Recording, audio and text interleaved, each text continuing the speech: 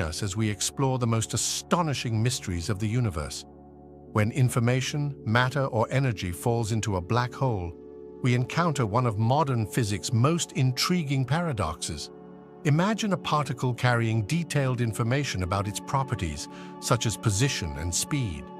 As this particle crosses the event horizon, the boundary beyond which nothing can escape, that information seems to vanish from our observable universe. This scenario raises fundamental questions because the laws of quantum mechanics state that information should never be lost.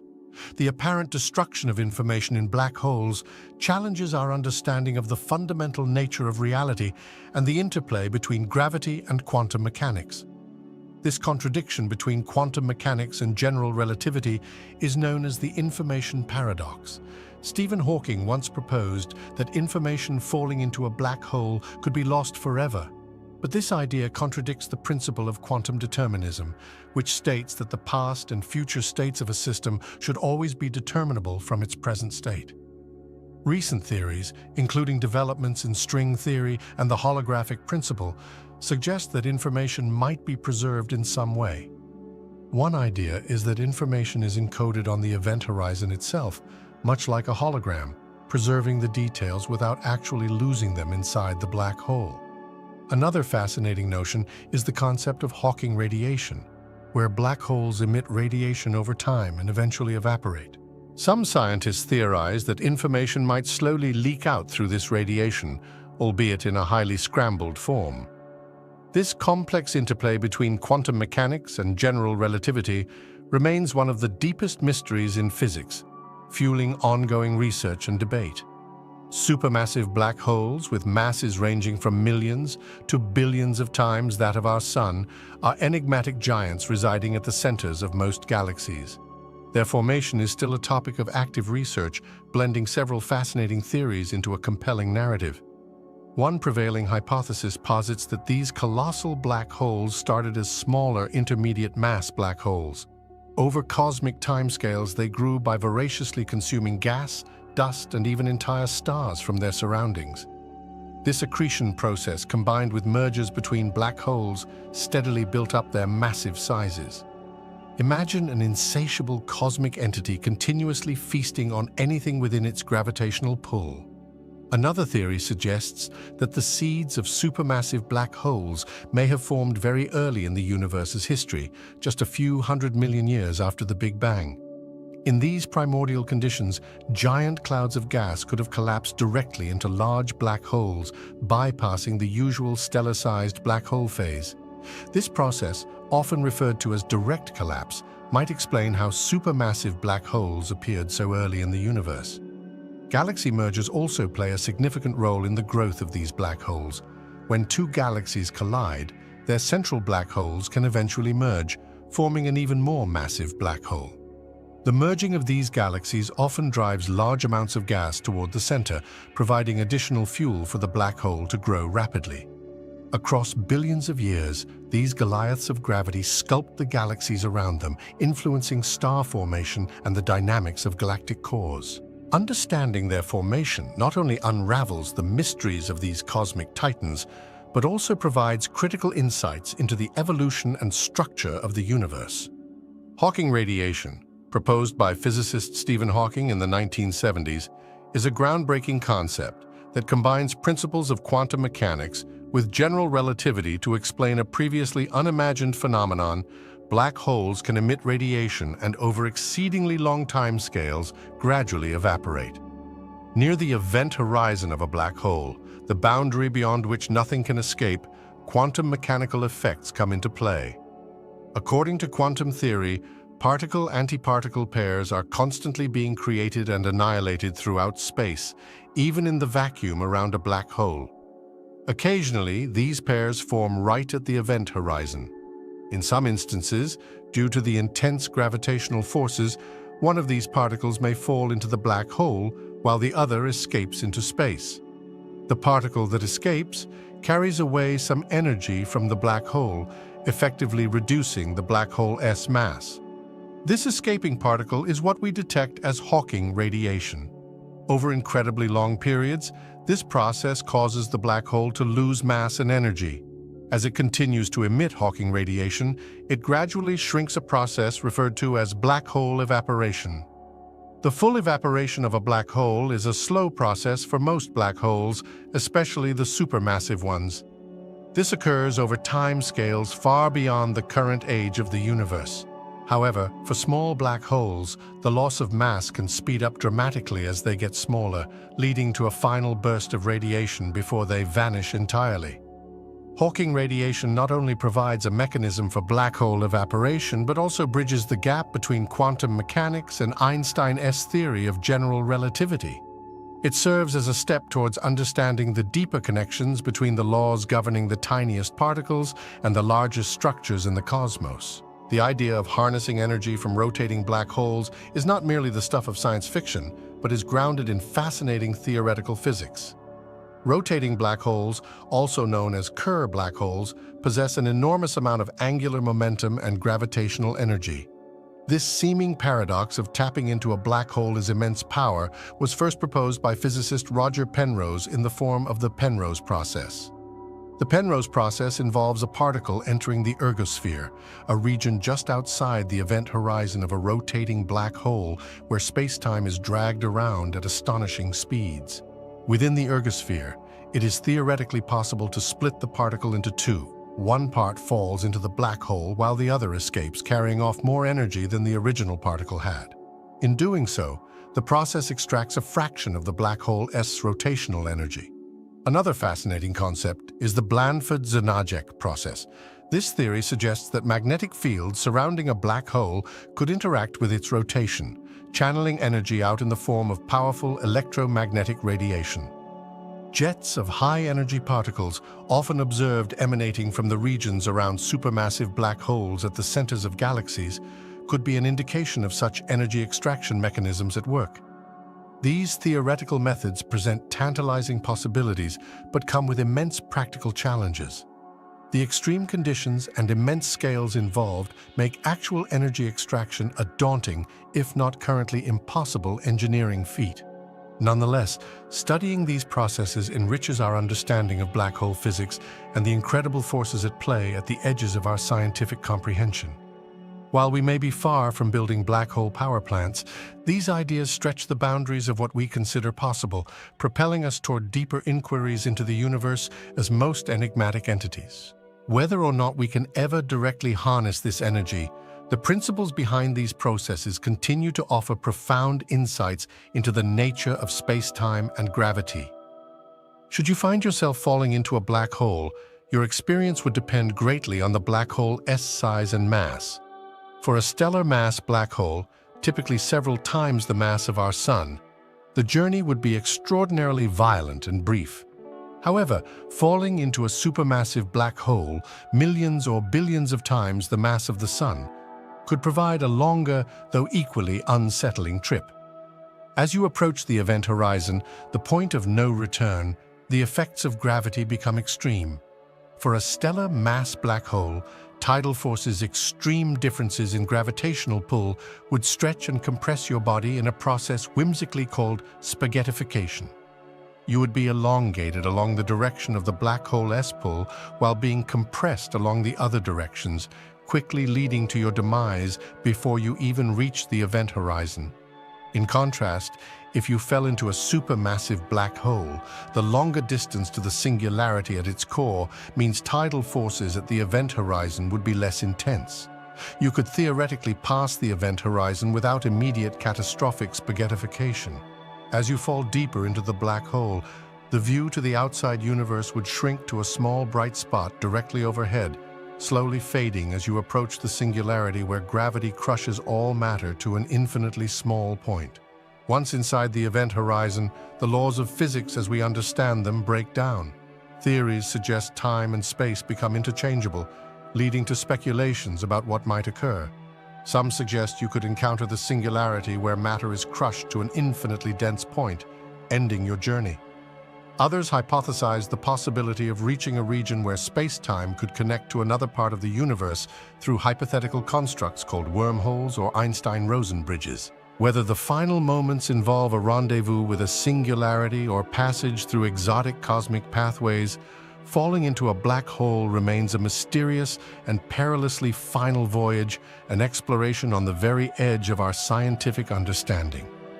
Detecting exoplanets, the planets that orbit stars beyond our solar system, involves several ingenious methods, each leveraging different aspects of astronomy to unveil these hidden worlds. One of the most successful and widely used techniques is the transit method. When an exoplanet passes directly between its parent star and us, it causes a slight periodic dimming of the star's light. By carefully monitoring and measuring these dips in brightness, astronomers can infer the presence of an exoplanet, its size, and even some clues about its atmosphere. Another powerful method is the radial velocity or Doppler technique. This approach relies on detecting tiny wobbles in a star's position caused by the gravitational pull of an orbiting exoplanet. As the planet orbits, it tugs on the star, causing it to move slightly towards and away from us. This motion shifts the star's light spectrum towards the blue end when it moves towards us and towards the red end when it moves away. By studying these spectral shifts, scientists can estimate the exoplanet's mass and its orbital period. The direct imaging method, though challenging, involves capturing actual images of exoplanets by blocking out the overwhelming glare of their parent stars. Using advanced instruments and techniques like coronagraphs or star shades, astronomers can isolate the faint light reflected or emitted by the exoplanet. This method is particularly useful for studying larger exoplanets that are relatively far from their stars, in regions where the contrast between the planet and starlight is less blinding. Another intriguing approach is gravitational microlensing, which takes advantage of the warping of space-time caused by a massive object, such as a star or planet, passing in front of a more distant star. The gravity of the intervening object acts like a lens, magnifying the background star's light in a specific pattern. If an exoplanet is part of the intervening system, its presence can be inferred from the distinct characteristics of the light curve. These methods, often used in combination, have led to the discovery of thousands of exoplanets, painting a diverse and fascinating picture of planetary systems far beyond our own. With each detection, our understanding of the universe expands, revealing the potential for worlds that might harbor life or offer conditions vastly different from those we know. Super-Earths are a class of exoplanets with masses larger than Earth's, but significantly less than those of ice giants like Uranus and Neptune. Typically, super-Earths boast masses ranging from about 1 to 10 times that of Earth. Their unique position in the planetary spectrum has captivated scientists as they offer a window into diverse planetary formation and compositions. One reason super-Earths intrigue scientists is their potential similarity to Earth, which raises questions about their habitability. Many super-Earths lie within their star's habitable zones, the region where conditions might allow for liquid water to exist on the planet's surface. Water is a key ingredient for life as we know it, making these planets prime candidates in the search for extraterrestrial life. The composition of super-Earths can vary widely, from rocky planets with thin atmospheres to water worlds with deep global oceans. Studying super-Earths also broadens our understanding of planetary formation. Our solar system lacks planets with masses between Earth and Neptune, so discovering and studying super-Earths in other systems helps fill in gaps in our knowledge. These planets might represent a common step in planetary evolution, providing clues on why certain planetary systems evolve differently. Some super-Earths have intriguing atmospheric compositions, detected by analyzing the starlight that filters through their atmospheres during transits. This spectroscopy can reveal the presence of gases like hydrogen, helium, and potentially even more complex molecules. By studying these atmospheres, scientists hope to learn about the processes shaping these worlds, including volcanic activity, weather patterns, and potential biosignatures. Super-Earths embody a diverse array of worlds, each with the potential to challenge and expand our definitions of habitability and planetary formation. As our detection methods and technologies improve, the study of these planets will undoubtedly yield more surprises, deepening our understanding of the myriad possibilities within our universe. Rogue planets, or nomadic planets, wander through the galaxy unbound by any star. These mysterious worlds, existing in the dark expanse between stars, raise fascinating questions about the potential for life in such isolated environments. While the absence of a parent star presents significant challenges for sustaining life as we know it, certain theoretical scenarios suggest it might not be entirely out of the question. First, let us consider the possibility of subsurface oceans. If a rogue planet retains enough internal heat from its formation or experiences tidal heating from interactions with a large moon, it might possess a subsurface ocean insulated by a thick layer of ice, similar to the icy moons of Jupiter and Saturn in our solar system. Such oceans could potentially harbor microbial life or even more complex organisms, exploiting the energy from hydrothermal vents at the ocean floor. Another intriguing scenario involves thick atmospheres. If a rogue planet has a dense atmosphere rich in hydrogen or other insulating gases, it could trap enough heat to maintain liquid water on its surface or beneath a layer of ice. This atmospheric blanket would act like a giant thermos, retaining geothermal heat and potentially providing conditions suitable for life. This concept of atmospheric insulation expands the possible habitable zones far beyond the confines of starlight. Life may also arise from different biological principles than those on Earth. In the absence of sunlight, alternative energy sources such as chemical energy from the planet's interior might serve as the basis for an entirely different kind of biosphere. Extremophiles on Earth microorganisms that thrive in harsh environments like deep-sea vents and acidic hot springs hint at life's remarkable adaptability to diverse energy sources and conditions. Rogue planets push the boundaries of our understanding of habitability and challenge our perceptions of where life could exist. While the conditions are undoubtedly extreme, the resilience of life on Earth in similarly harsh environments suggests that life on rogue planets, though speculative, remains a tantalizing possibility. As our knowledge and detection techniques advance, these lonely wanderers might one day reveal themselves as harboring the secret to life's adaptability beyond the stellar neighborhoods we are accustomed to. Searching for biosignatures on exoplanets involves using sophisticated techniques and instruments to detect chemical and physical signs of life from light years away. These biosignatures are essentially the indicators of biological processes that can be observed and measured from Earth or orbiting space telescopes. The quest for these telltale signs is one of the most exciting frontiers in modern astronomy and astrobiology. One primary method is the analysis of exoplanetary atmospheres, which can be done during transits when an exoplanet passes in front of its host star. A small fraction of the star's light filters through the planet's atmosphere. By examining this light with tools like spectrometers, scientists can identify the absorption lines corresponding to specific gases. Certain gases, such as oxygen, methane, or ozone in particular concentrations, might indicate biological activity. For instance, on Earth, a combination of oxygen and methane in the atmosphere is mostly produced by life. Another approach involves the study of reflected light from an exoplanet known as direct imaging. Instruments use advanced techniques to block the overwhelming light from the parent star, allowing astronomers to analyze the spectrum of light directly reflected off the planet's surface or atmosphere. Reflected light can reveal various surface materials and atmospheric components. Detection of unusual surface compositions, like chlorophyll-like signatures associated with photosynthesis on Earth, might provide clues about potential life. Additionally, scientists consider the possibility of detecting technosignatures, which are signs of advanced technology. These might include unusually structured light patterns or radio signals akin to those our technology emits. Though the search for technosignatures is more speculative and challenging, the potential discovery of such signals would be a groundbreaking indication of intelligent life elsewhere.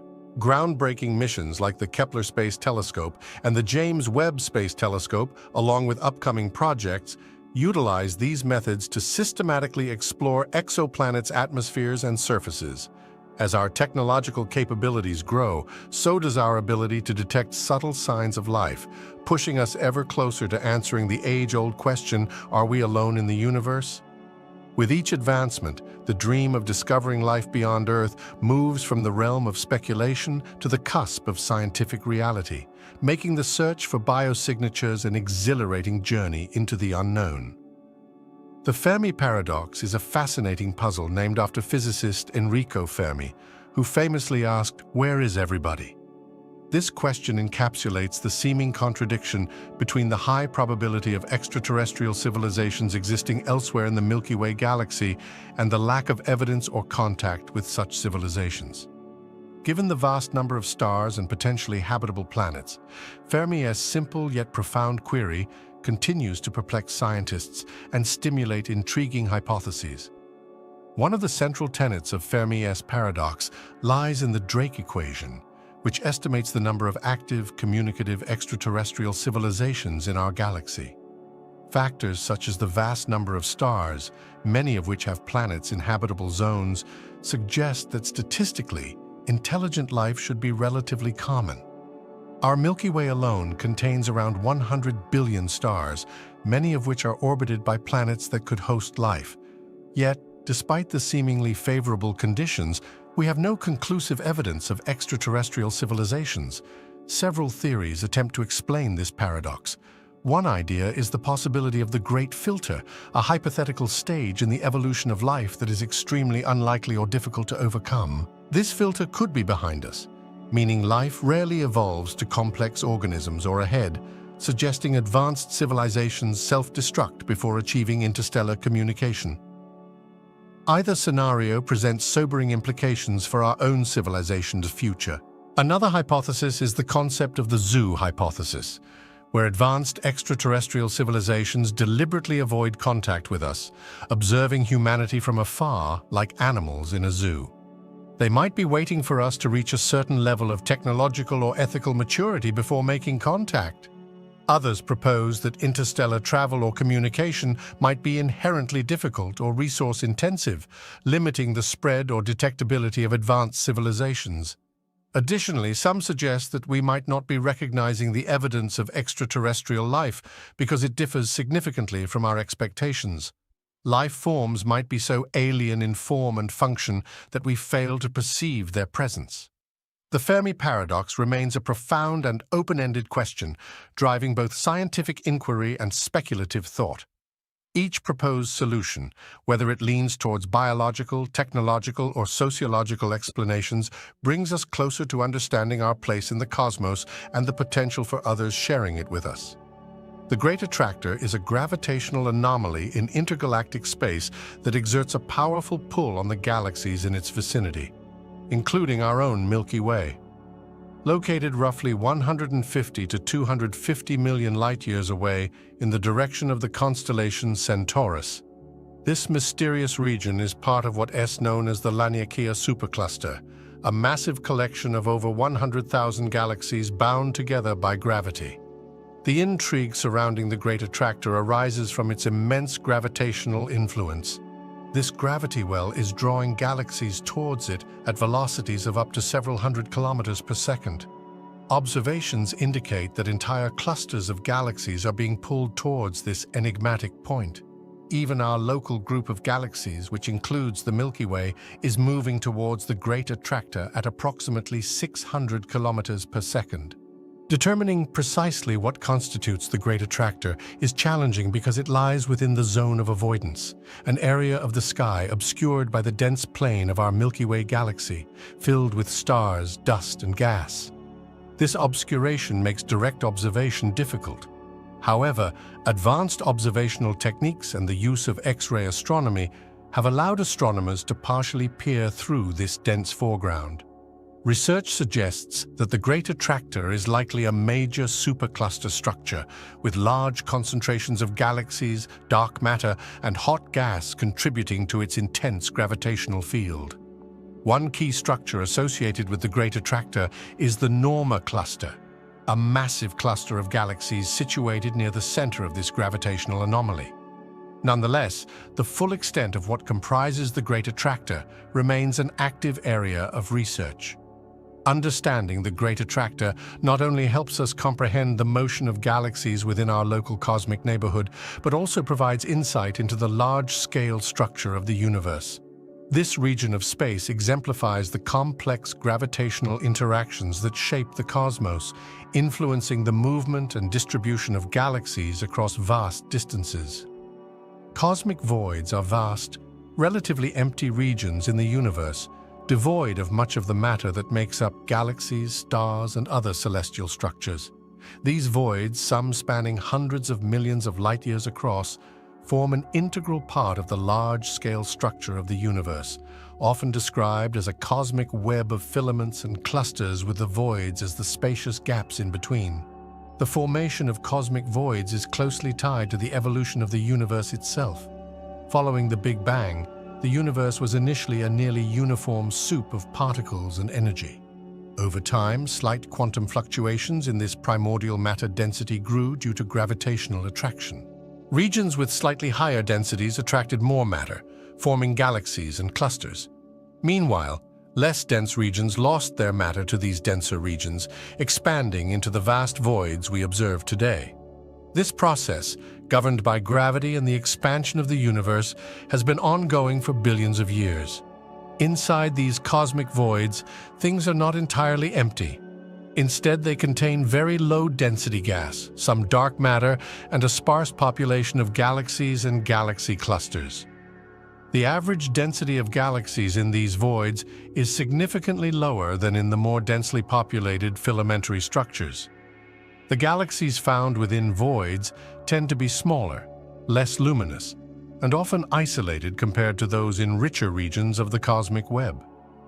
Understanding cosmic voids not only sheds light on the distribution of matter in the universe, but also provides valuable insights into the fundamental processes driving cosmic evolution and the large-scale dynamics of the cosmos. The conditions within cosmic voids lead to unique evolutionary paths for galaxies, making these regions fascinating subjects for studying galaxy formation and evolution distinct from denser cosmic areas. Moreover, cosmic voids offer unique opportunities to study dark energy, the mysterious force driving the accelerated expansion of the universe. These voids, being underdense regions, react more sensitively to dark energy, making them excellent natural laboratories for probing its properties. Although seemingly empty, cosmic voids are rich in information about the universe's formation, the distribution of galaxies, and the enigmatic nature of dark energy. Their study continues to deepen our understanding of the universe's large-scale structure and the forces shaping its evolution. Galaxy filaments are colossal thread-like structures composed of galaxies, gas, and dark matter, forming the backbone of the universe's large-scale structure. These filaments can extend across hundreds of millions of light-years, connecting clusters and superclusters of galaxies into a vast, intricate cosmic web. They are among the largest known structures in the universe and play a fundamental role in its overall architecture. The formation of galaxy filaments began soon after the Big Bang, when slight density fluctuations in the primordial matter distribution acted under gravity's influence, pulling matter together into increasingly complex structures. As gravity continued to pull matter into denser regions, long, thin filaments emerged, linking galaxy clusters and sprawling across the cosmos. Dark matter, though invisible, constitutes the scaffolding around which ordinary visible matter congregates within these filaments. Galaxies follow the dense trails created by dark matter, driven by gravitational forces that funnel matter toward dense nodes where galaxy clusters reside. These nodes can merge to form even larger structures known as superclusters. Interactions within filaments play a critical role in the evolution and formation of galaxies, inducing galaxy mergers and triggering new waves of star formation. Studying galaxy filaments provides essential insights into understanding the large-scale structure of the universe and its composition. By mapping these filaments, astronomers can trace the distribution of dark matter whose gravitational influence shapes these cosmic strands. Examining the properties and dynamics of galaxies within filaments helps scientists explore galactic evolution within different cosmic environments. Galaxy filaments illustrate how cosmic forces orchestrate the distribution of matter on grand scales, leading to the rich tapestry of galaxy clusters, superclusters, and voids that define our cosmos. These filaments reveal the intricate dance of matter and gravity that continues to shape the cosmic landscape. Galactic superclusters are among the most massive and monumental structures in the universe, comprising tens of thousands of galaxies stretched across hundreds of millions of light-years. Their formation and evolution are a testament to gravity's power over grand cosmic timescales, from the earliest moments following the Big Bang to the present day. The journey of supercluster formation begins with tiny density fluctuations in the primordial matter distribution of the early universe. These fluctuations, remnants of quantum variances from the earliest moments of the Big Bang, were slightly denser regions of matter spread throughout the otherwise uniform universe. Under gravity's influence, these denser regions began to attract more matter, slowly evolving into larger structures over billions of years. As these structures grew, they formed dense knots of matter known as galaxy clusters, interconnected by somewhat less dense thread-like structures called galaxy filaments. Clusters and filaments subjected to the persistent gravitational pull of these dense regions first formed groups and then larger associations. Over time, multiple clusters merged into more significant formations, resulting in the extensive superclusters we observe today. The evolution of galactic superclusters involves complex dynamic processes. Galaxy clusters within superclusters continue to move under mutual gravitational attraction, occasionally colliding and merging to form even more massive and denser clusters. These interactions can spur new waves of star formation, alter the shapes and properties of galaxies, and drive the growth of supermassive black holes at the centers of galaxies. The ongoing expansion of the universe influences the evolution of superclusters, with some structures becoming more isolated as the space between them stretches. Today, we map these vast structures using tools like large-scale galaxy surveys, providing a 3D view of the universe and revealing the intricate web of clusters, filaments, and voids. Superclusters like the Virgo supercluster, which includes our own Milky Way, and the massive Laniakea supercluster highlight the grand scale of cosmic architecture. The study of superclusters deepens our understanding of the universe's large-scale structure and provides crucial insights into the interplay of dark matter and dark energy in shaping cosmic evolution.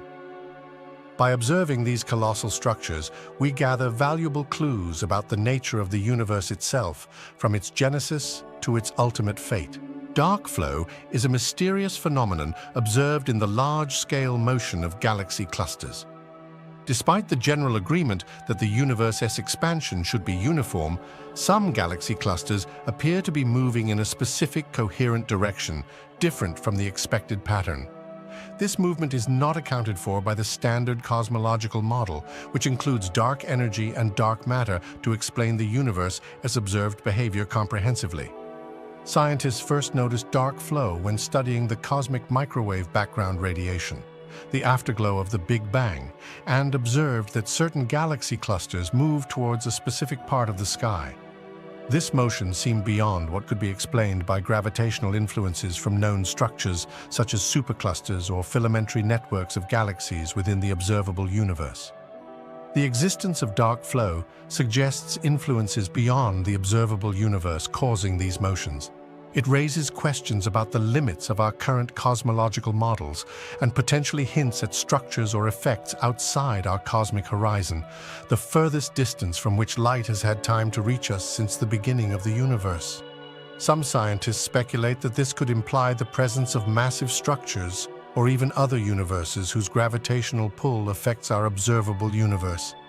This enigmatic movement challenges our understanding because it pushes the boundaries of known physics and forces us to consider that the cosmos might be even more vast and complex than we currently comprehend. Exploring this further could lead to groundbreaking insights about the universe's fabric, its origins, and the potential existence of multiversal realms. Addressing these mysteries drives cosmology to think boldly, expanding our comprehension of everything that lies beyond our cosmic line of sight. Hypernovae are extraordinarily powerful stellar explosions, far more energetic than typical supernovae. They result from the collapse of massive stars, generally at least 30 times the mass of our Sun. When such a colossal star exhausts its nuclear fuel, its core collapses under gravity's immense force, leading to a cataclysmic release of energy. A primary characteristic distinguishing hypernovae from regular supernovae is their immense energy output.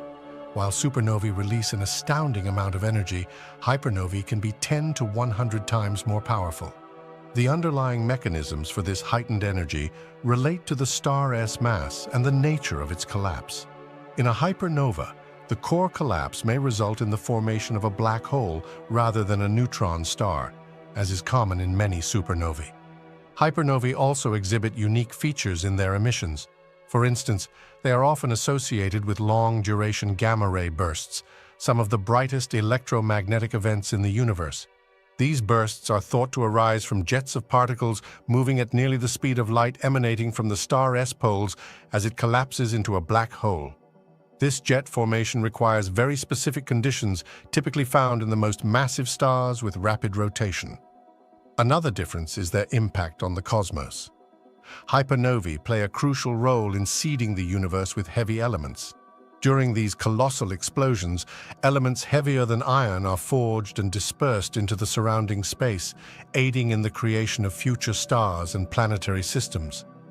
While supernovae also contribute to this process, the sheer scale at which hypernovae do so is significantly greater, ensuring their indelible mark on the universe's evolutionary tapestry.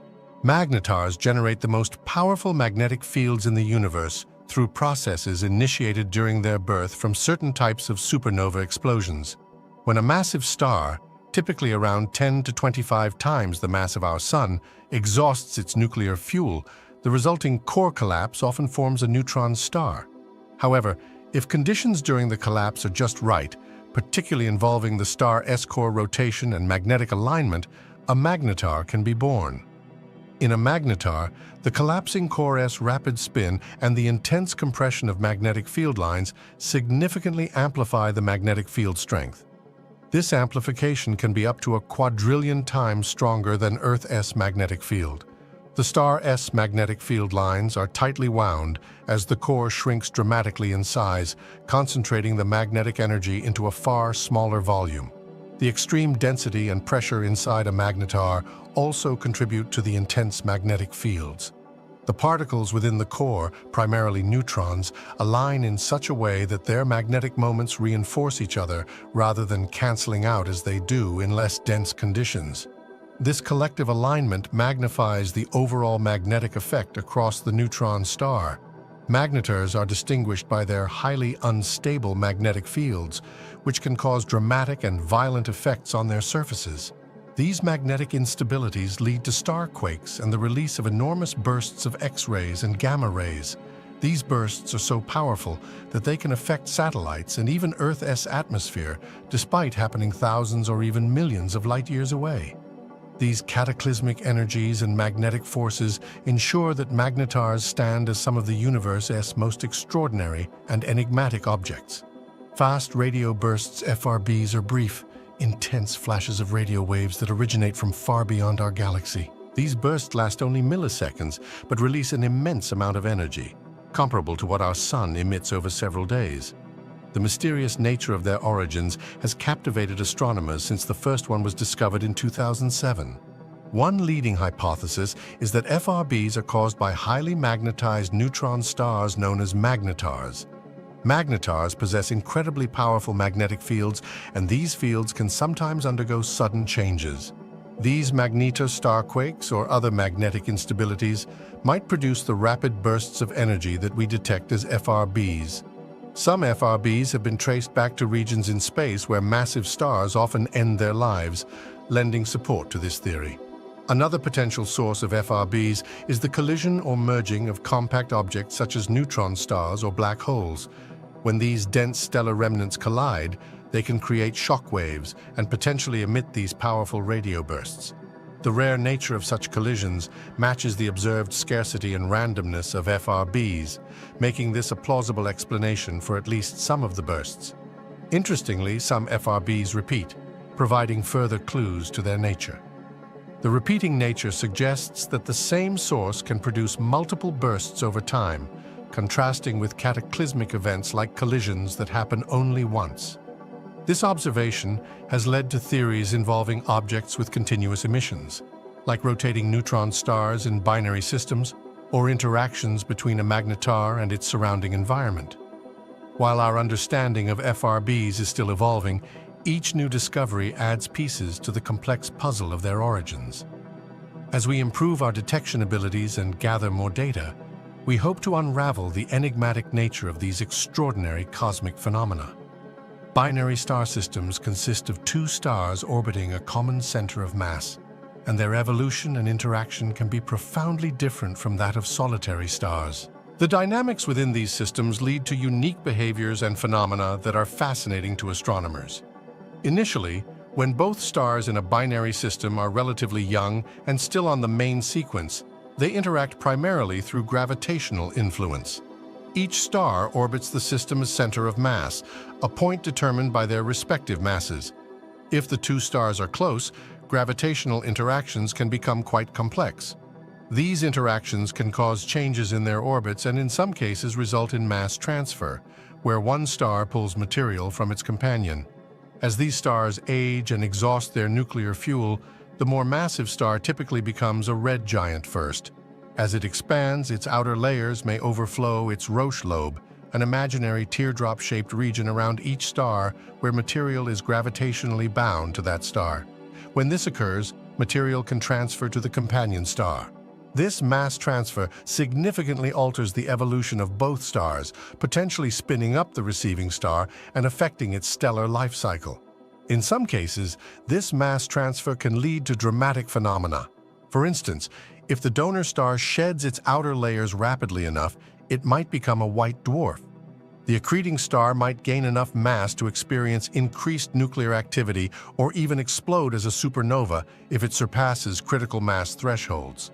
Additionally, if the stars in the binary system are close enough, they might eventually merge, leading to further stellar cataclysms and potentially forming a new single massive star or a neutron star. Binary interactions can also lead to the production of exotic objects such as X-ray binaries or millisecond pulsars. In X-ray binaries, the compact remnant of one star, such as a neutron star or a black hole, accretes matter from a companion star, emitting intense X-rays. Millisecond pulsars, on the other hand, are neutron stars that have been spun up by accreting material from a companion, rotating hundreds of times per second. Overall, the interplay between stars in binary systems showcases nature's complexity, leading to some of the most energetic and exotic phenomena in the universe, continually reshaping our understanding of stellar evolution and interaction. Quark stars are hypothetical celestial objects representing an extreme state of matter. They are thought to form under conditions even more extreme than those that create neutron stars. Essentially, a quark star would be formed if a neutron star's core density surpassed a critical threshold, causing neutrons to break down into their constituent particles known as quarks. When a massive star exhausts its nuclear fuel, it undergoes a supernova explosion, often leaving behind a dense core. Typically, if the remaining core's mass is sufficient, it will collapse into a neutron star, where matter is compressed to a state where neutrons are densely packed together. However, if the mass and pressure exceed a certain limit, it is theorized that these neutrons could decompose into quarks, resulting in a quark star. These quark stars would be composed of quark matter, a substance theorized to be denser than neutronium, the matter found in neutron stars.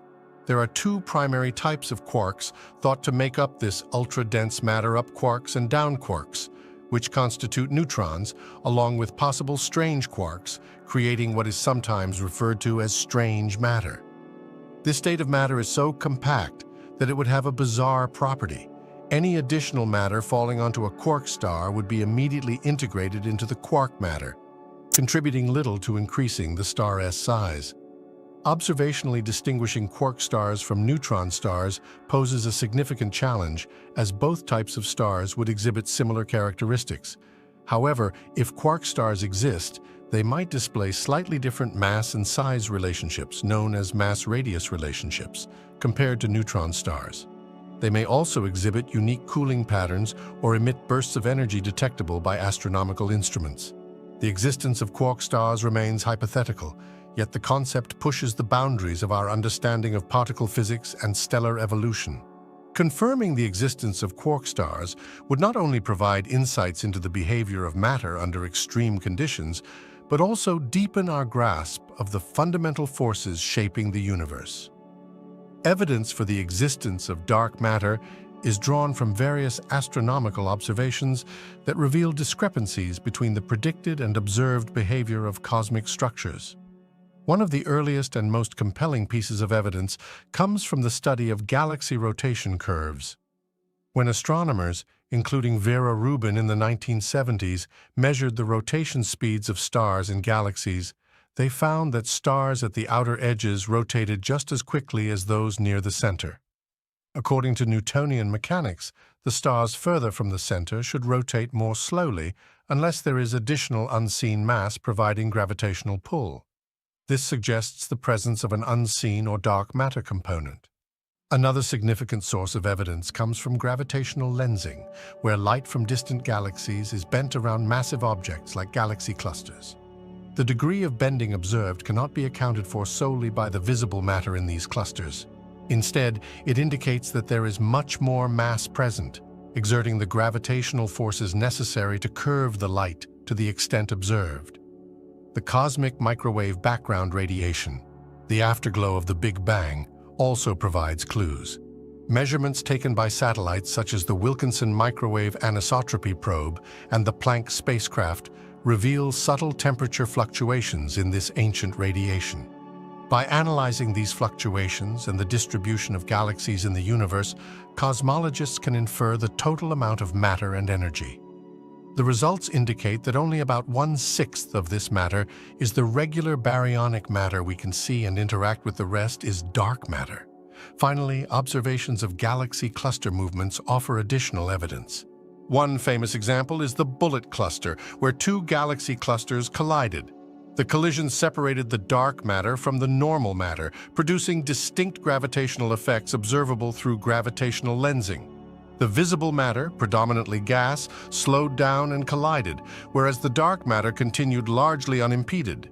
This separation provided a clear picture of dark matter's presence and its different physical properties compared to normal matter. All these observations collectively build a strong case for dark matter's existence. Despite being invisible and not interacting with electromagnetic forces, dark matter's gravitational influence is critical in shaping the structure and evolution of the universe.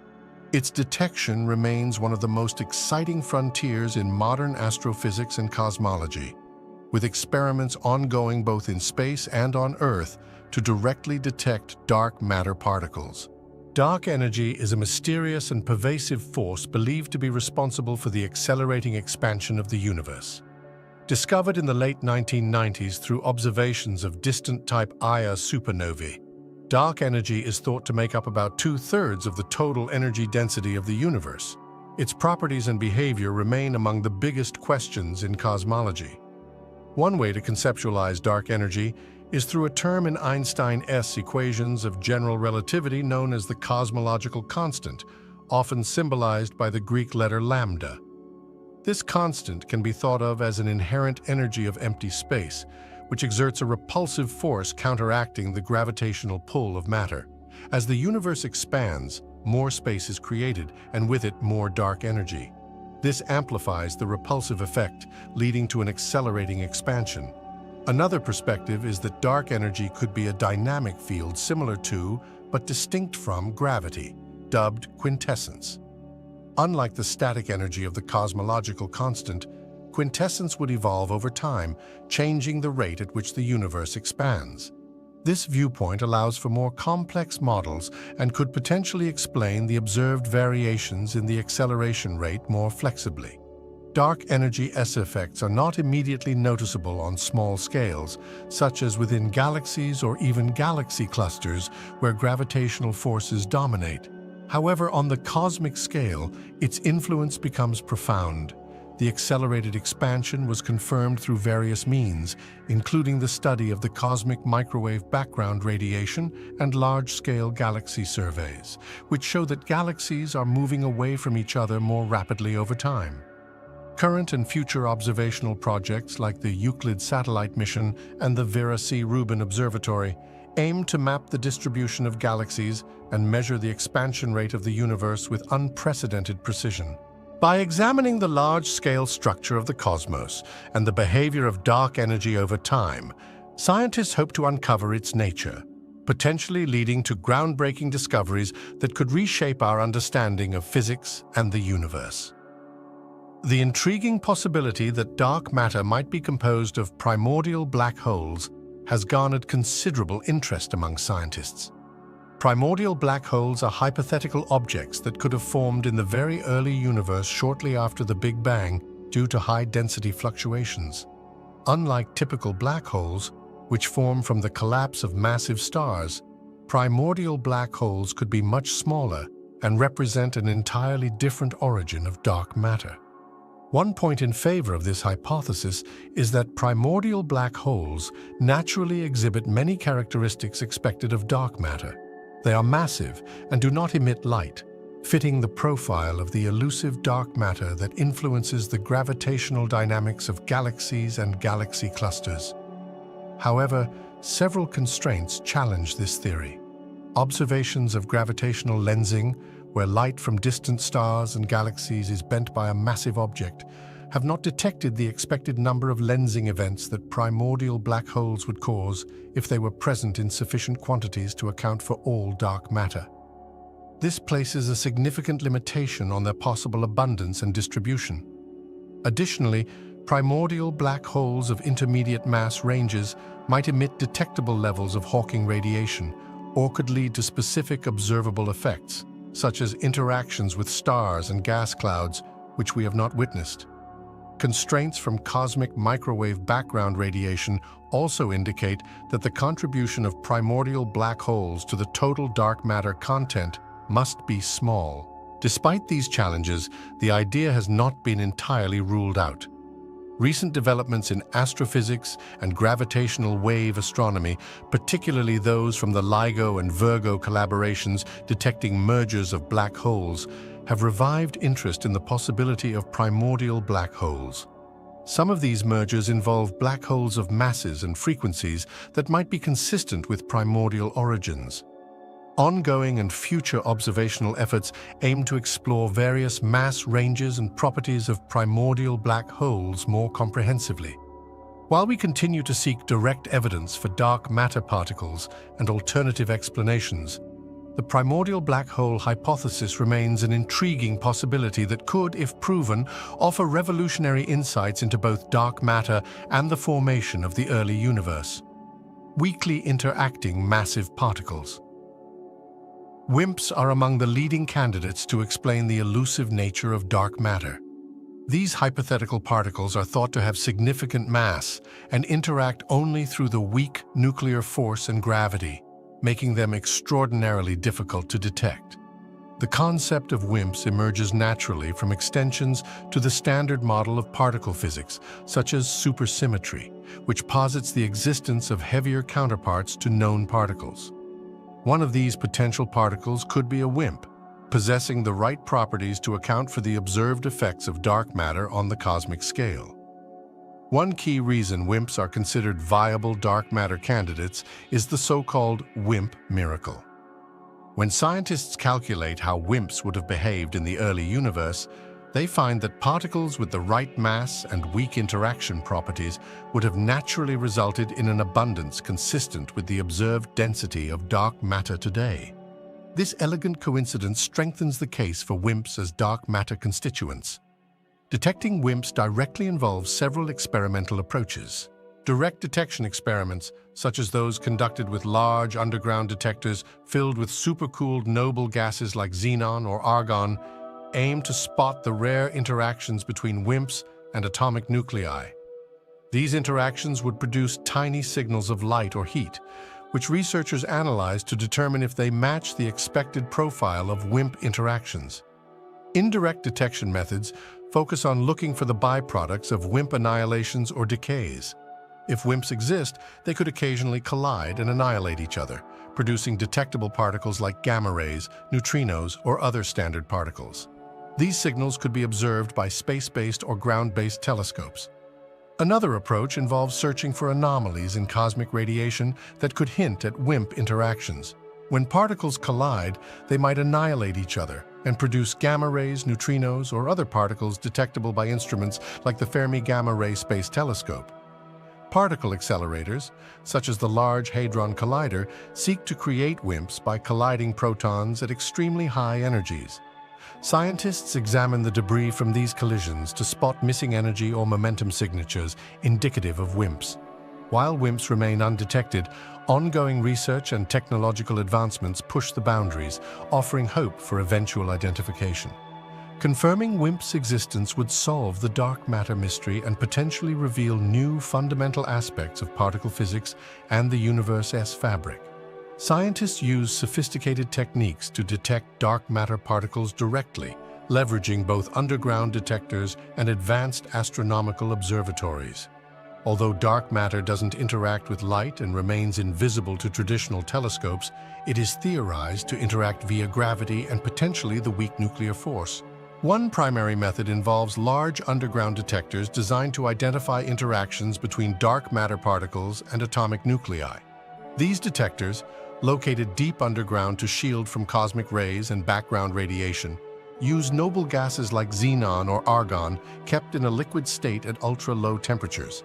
When a dark matter particle interacts with the nucleus of an atom within the detector, it produces tiny flashes of light or minute amounts of heat. Despite the infrequency of these interactions, ultra-sensitive photodetectors and thermal sensors capture these rare events. Experiments such as Xenon in Italy and Lux Zeppelin in the United States exemplify this approach, employing enormous tanks of liquid xenon monitored for potential interactions. Another technique focuses on indirect detection methods, looking for byproducts of dark matter interactions in space, such as gamma rays, neutrinos, or electron-positron pairs that could be generated if dark matter particles annihilate each other or decay.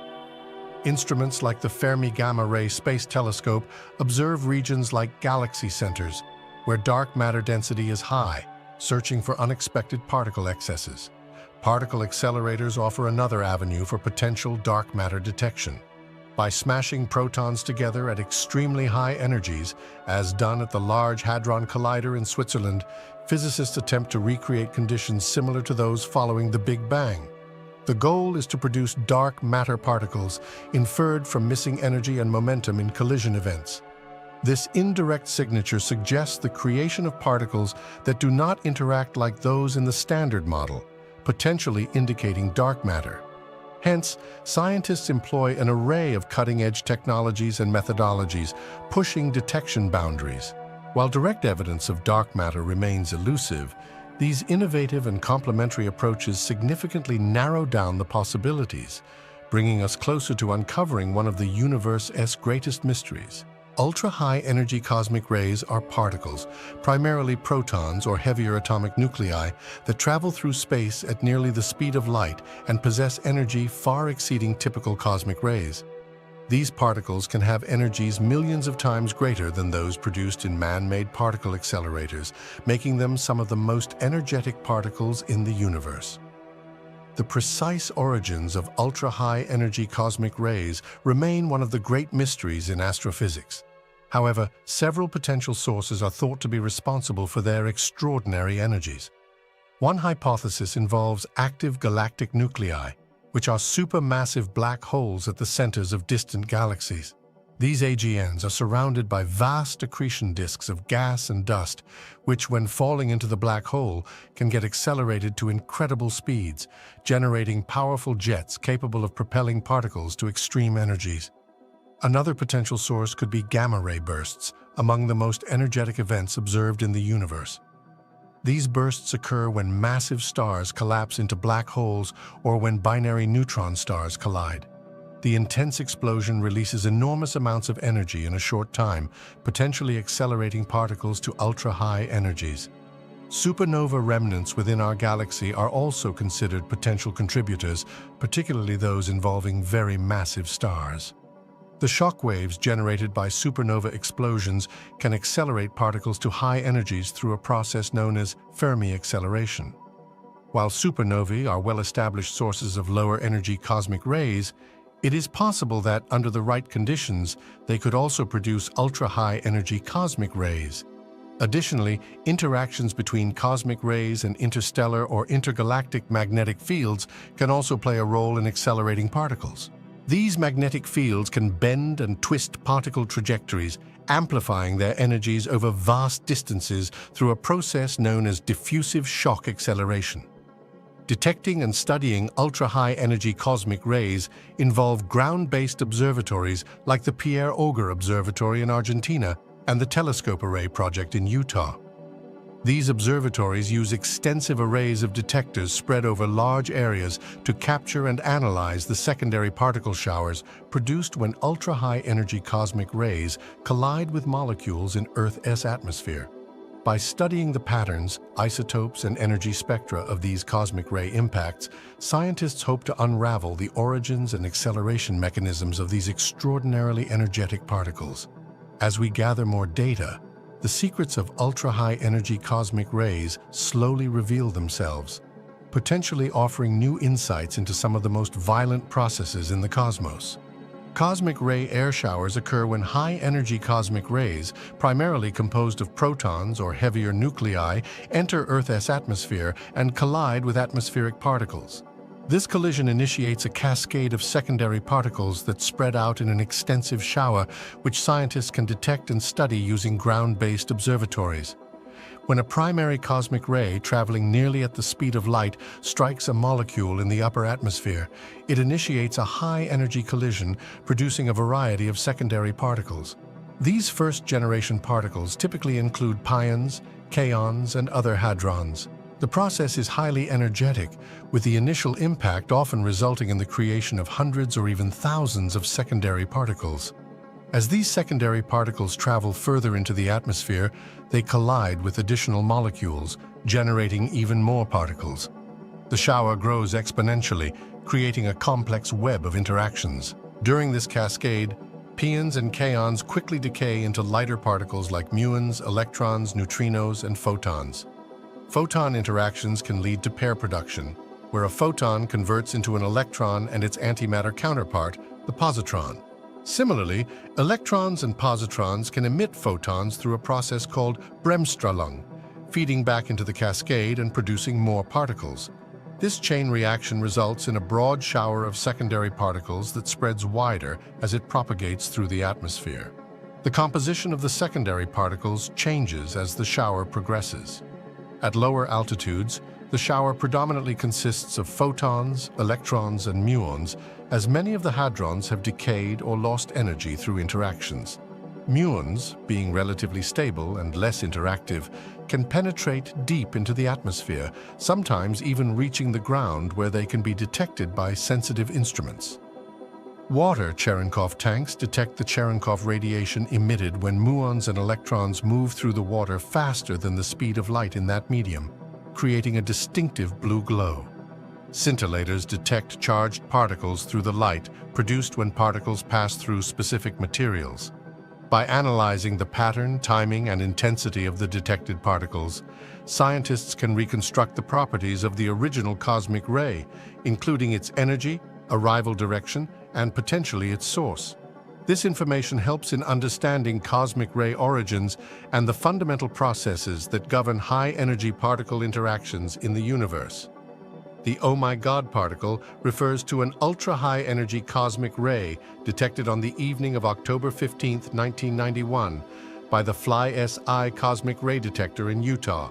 It astonished scientists because it possessed an energy of roughly 300 million electron volts, a level far beyond what had ever been observed before, and millions of times greater than particles encountered in man-made particle accelerators.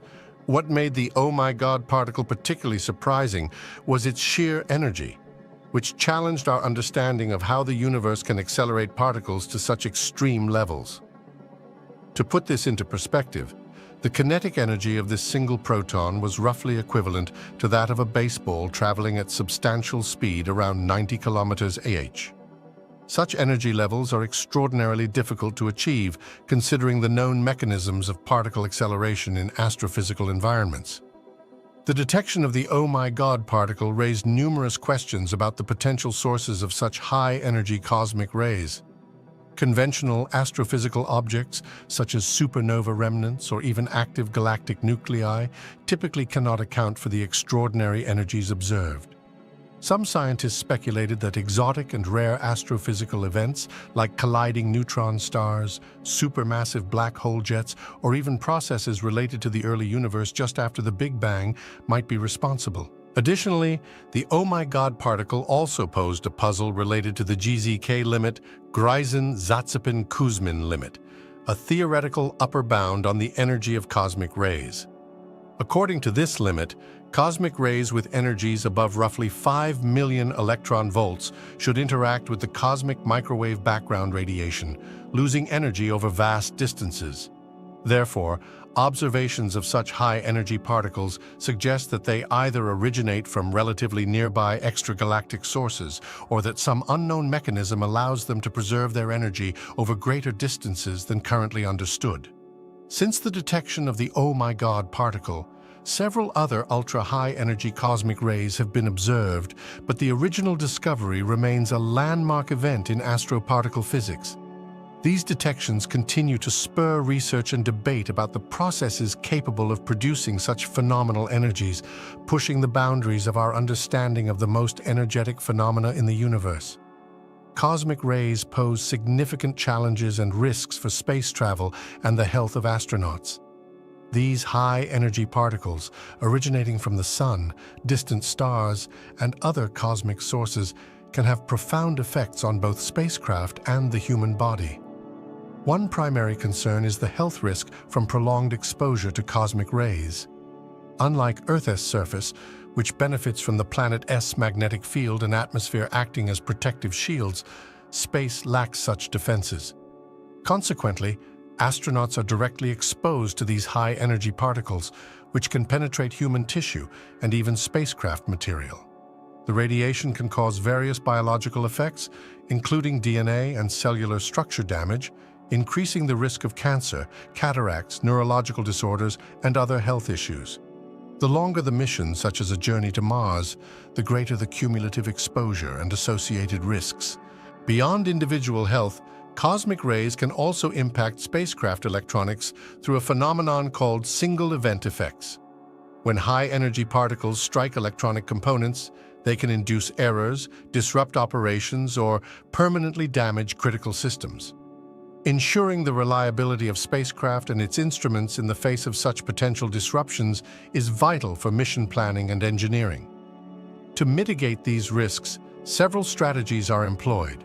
Spacecraft are designed with shielding materials to reduce astronauts and sensitive electronics exposure to cosmic rays. Although complete protection is impossible without impractically heavy shields, materials like polyethylene and water offer some degree of attenuation. Additionally, spacecraft trajectories and mission durations are carefully planned to minimize exposure during periods of heightened solar activity, such as solar flares, which can significantly elevate the already considerable levels of radiation in space. For astronaut health, space agencies are also exploring the development of pharmaceuticals and other medical countermeasures that might help mitigate the effects of radiation exposure. Continuous monitoring of radiation levels using onboard sensors provides real-time data to assess and respond to elevated risks during the mission. In conclusion, cosmic rays present a formidable challenge for space exploration. Through advanced engineering, prudent mission planning, and ongoing research into protective measures, the goal is to safeguard astronauts as humanity pushes further into the cosmos. The broader understanding and mitigation of these effects are essential to the success and health of future long-duration space missions. Neutrino detectors are remarkable instruments that allow scientists to peer into the heart of some of the universe's most dramatic events.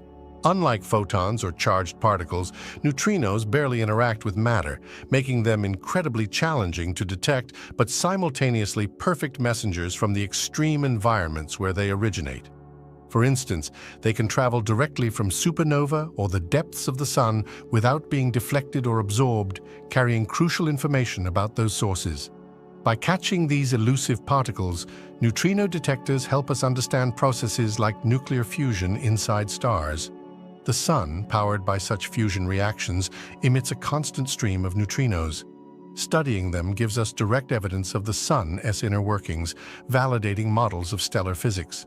Similarly, detecting neutrinos from supernovae helps scientists investigate the explosive deaths of massive stars, shedding light on the production of heavy elements in the universe and the birth of neutron stars or black holes. Neutrinos also offer insights into the most fundamental aspects of physics. For instance, their ability to change from one type to another, a phenomenon known as neutrino oscillation, has provided compelling evidence that they indeed have mass, contrary to earlier assumptions. This discovery has profound implications for our understanding of particle physics and the fundamental forces governing the universe. Furthermore, exploring neutrinos from extragalactic sources opens up a new window into high-energy astrophysics. These particles might originate from active galactic nuclei or other mysterious cosmic phenomena, giving researchers clues about the most energetic processes in the cosmos. By studying neutrinos, scientists obtain a unique and otherwise unreachable perspective on both the most distant and the most hidden corners of the universe. Time dilation is a fascinating consequence of Einstein's theories of relativity and plays a crucial role in the functionality of Global Positioning System (GPS) satellites. These satellites orbit the Earth at high speeds and at different altitudes compared to the planet's surface. According to general relativity, time runs slower in stronger gravitational fields, meaning clocks on Earth's surface tick slightly slower than those further away in space. Meanwhile, special relativity predicts that due to their high velocities, time on board the satellites also runs slightly slower compared to a stationary observer on Earth. For the GPS to work accurately, the clocks on these satellites must synchronize precisely with clocks on Earth. Without adjusting for time dilation, even a tiny discrepancy can result in significant errors in position calculations. Specifically, the combined effects of special and general relativity mean that the satellite clocks tick faster than those on Earth by about 38 microseconds per day. While this might seem minuscule, over time it would lead to significant errors in position measurements errors as large as 10 kilometers per day. To counteract this, the clocks on GPS satellites are preset to tick slightly slower before launch, ensuring that when they reach orbit, they match the pace of Earth's clocks. Additionally, onboard computers continuously adjust the satellite time to account for any relative motion and gravitational differences. Ensuring this level of precision is essential for the myriad applications that rely on the GPS, from navigation and mapping services to synchronizing telecommunications and even aiding in financial transactions. Time dilation adjustments thus embody the elegant interplay between theoretical physics and practical technology, underscoring how our understanding of the cosmos directly impacts everyday life. Gravitational waves are ripples in the fabric of space-time itself, caused by some of the most violent and energetic processes in the universe. Predicted by Albert Einstein's theory of general relativity, these waves travel at the speed of light and are generated when massive objects accelerate, especially in scenarios involving extreme gravitational fields. Examples include the merging of black holes or neutron stars, supernova explosions, and even the rapid rotation of massive stars. Detecting these elusive waves requires extremely sensitive instruments, as they cause space to stretch and compress by minuscule amounts. The most prominent tool for this task is the Laser Interferometer Gravitational Wave Observatory LIGO. LIGO consists of two L-shaped interferometers, one in Washington State and the other in Louisiana, each with arms that are kilometers long. A laser beam is split and sent down each arm. If a gravitational wave passes through, it changes the length of the arm slightly, altering the time it takes for the laser beams to return and recombine. When the beams return and recombine, any difference in length causes an interference pattern, which can be measured with astonishing sensitivity. In 2015, LIGO made the first direct detection of gravitational waves from a collision of two black holes, a discovery that confirmed a major prediction of general relativity and opened an entirely new way to observe the universe. This event marked the beginning of gravitational wave astronomy. With advancements in technology and additional detectors like Virgo in Italy and the upcoming Kagra in Japan, our ability to pinpoint the sources of these cosmic waves is improving. By studying gravitational waves, scientists aim to uncover details about objects and events previously hidden from our view, giving us a deeper understanding of the dynamics of the cosmos.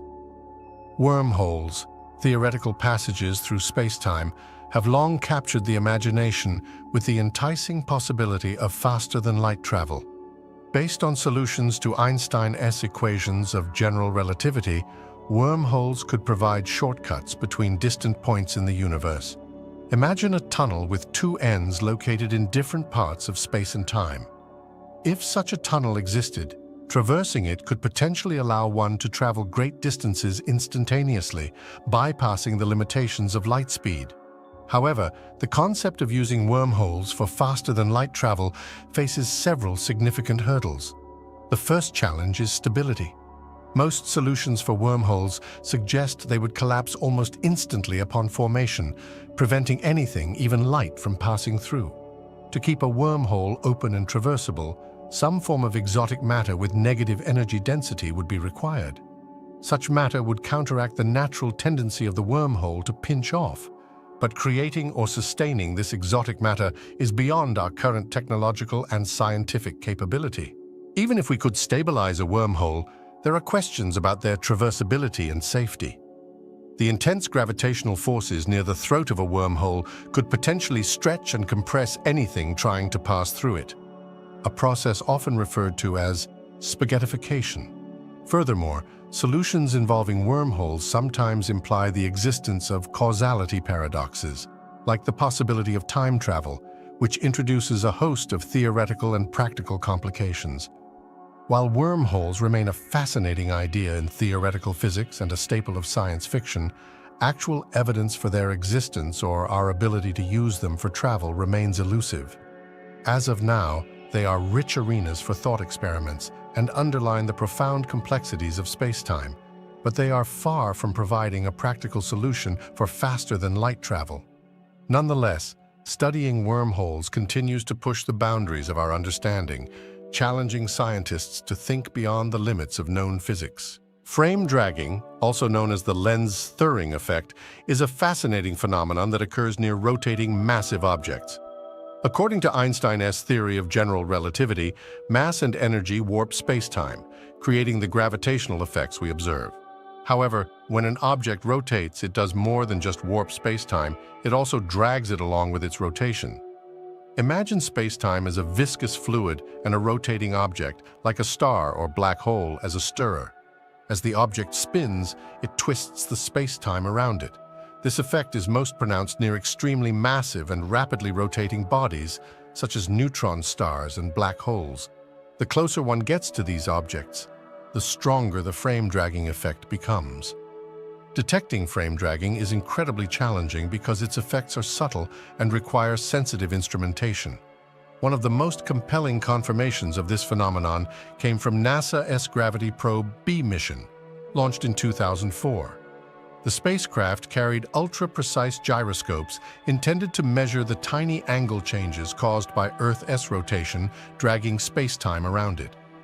After years of data analysis, the results confirmed the presence of frame dragging, albeit on a very small scale.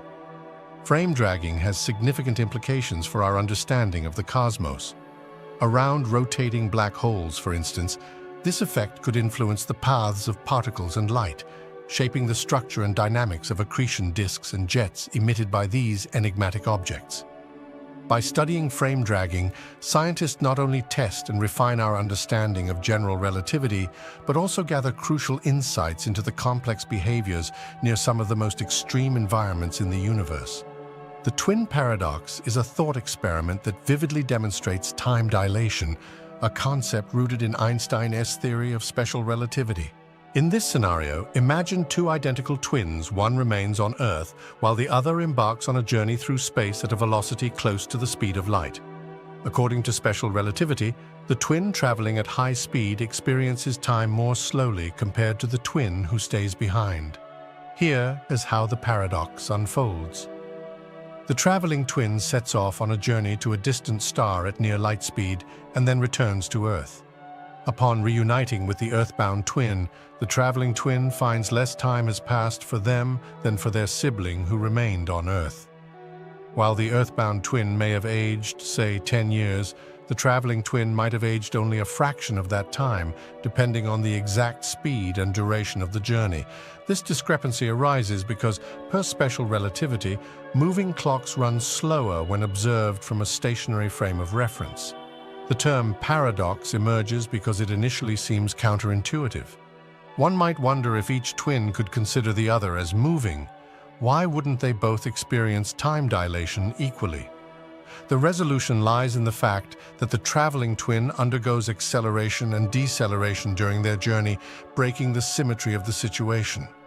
This makes the traveling twin S frame of reference non-inertial, different from the stay-at-home twin S inertial frame.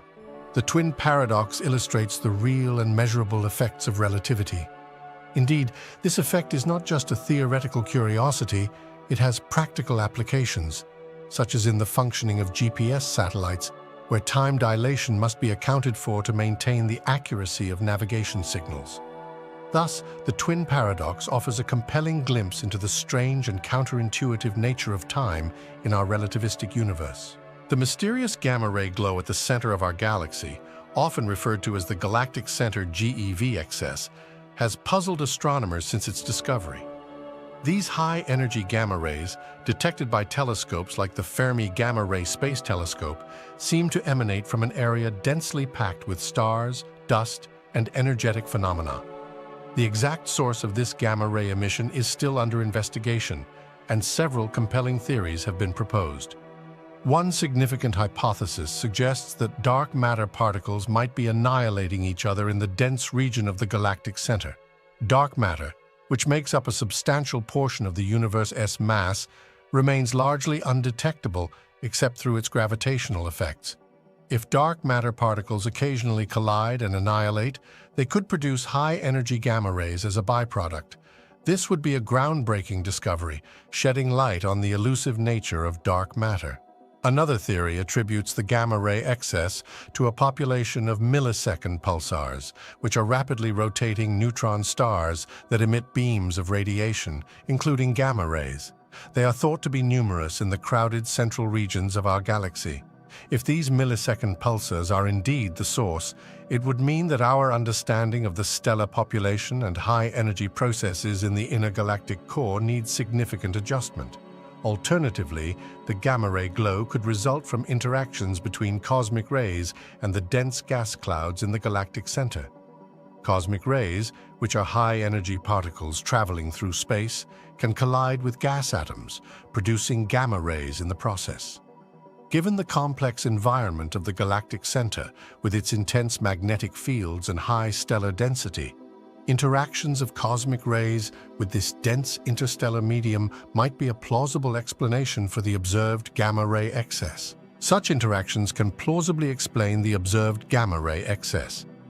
As scientists continue to explore these possibilities, each potential explanation offers a fascinating glimpse into the dynamic and energetic processes at play in our galaxy's core. Understanding the true source of this gamma-ray glow not only unravels a cosmic mystery, but also enhances our knowledge of the fundamental forces and particles that shape the universe. Supermassive stars like R136A1, found in the dense star cluster R136 in the Large Magellanic Cloud, represent some of the most extreme cosmic phenomena. Forming such enormous stars, which can have masses hundreds of times that of our Sun, requires specific and exceptional conditions that are still a subject of intense study and debate among astronomers. The formation process begins within giant molecular clouds, vast regions of cold gas and dust where stars are born. For a supermassive star to form, a particularly dense region within one of these clouds must collapse under its own gravity. The key to generating a star as massive as R13601 lies in the accumulation of an enormous amount of material from the surrounding cloud. This might happen in regions where star formation is particularly vigorous and the molecular cloud has unusually high mass and density. Once the progenitor gas cloud collapses, it forms a protostar that rapidly accretes more and more material. In environments like the R136 star cluster, neighboring stars and intense radiation can drive the accretion process, not only feeding the growing protostar, but also helping to clear away excess gas that might otherwise limit its growth. Despite these aiding factors, maintaining stability is a challenge because the massive star's intense radiation pressure can counteract gravity and hinder further growth. As these supermassive stars evolve, they burn through their nuclear fuel at an incredibly rapid rate. Their cores reach extreme temperatures and pressures, allowing for the fusion of heavier elements.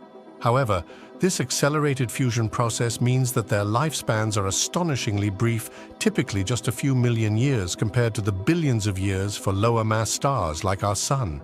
Towards the end of their life cycle, supermassive stars undergo dramatic transformations, exploding as supernova or even hypernovae, releasing vast amounts of energy and enriching the interstellar medium with heavy elements. In some cases, they leave behind a dense core that collapses into a black hole. Through these cataclysmic ends, supermassive stars play a crucial role in the cosmic cycle of matter and the evolution of galaxies. Each stage of their life cycle offers invaluable insights into the extreme conditions and processes that shape the universe. High-velocity clouds are enigmatic, fast-moving clouds of gas that zip through the halo of the Milky Way at speeds reaching hundreds of kilometers per second relative to the galaxy's rotation.